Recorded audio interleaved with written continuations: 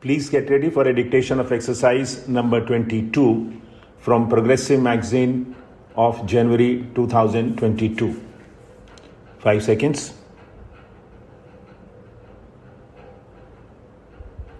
Start. Mr. Deputy Speaker, Sir, I am very happy that the Honourable Member has brought this bill before this Honourable House. Last time, in the year 1984, when the same kind of bill was brought here, though I was present at that time, I could not participate in the debate when the Honourable Law Minister intervened while appreciating the spirit of the bill, said that it is not possible for him to support this bill on the ground that if we include this in the fundamental rights in Article 19, then it cannot be enforced at all.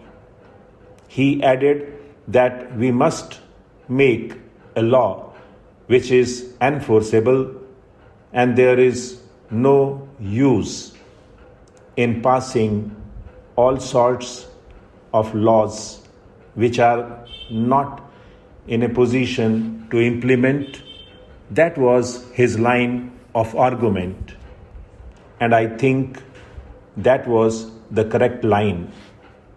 I also appreciate the spirit of this bill. We know that this is a gigantic problem in this country. It is most unfortunate that 60 years after independence, we are not in a position to provide jobs to our young people. This is the reason why in many states, youngsters are attracted to terrorism.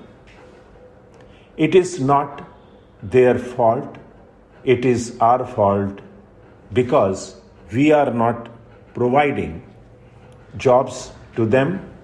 We are not providing any assistance to them, at least to live.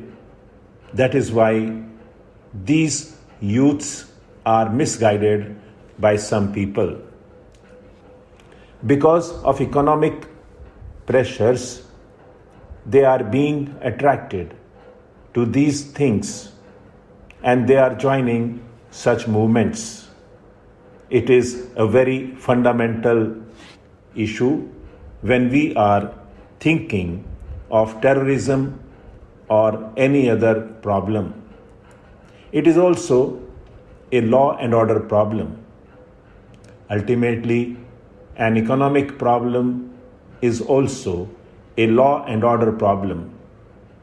When people are not satisfied, when people do not get food, clothing, and shelter, naturally they will think of other methods of making money. That is why crimes are going up. In the very capital city of Delhi, we find every day that crimes like robbery, dacoity, murder, and other crimes are going up. So it is very essential for us, for the government, to see how best we tackle this problem. There are so many methods. I am very happy to say that our government have taken several steps in this regard. When we go through the report of the Rural Reconstruction Ministry, we see that many steps have been taken. It is not a problem for the cities alone because about 70 to 80% of the people live in rural areas.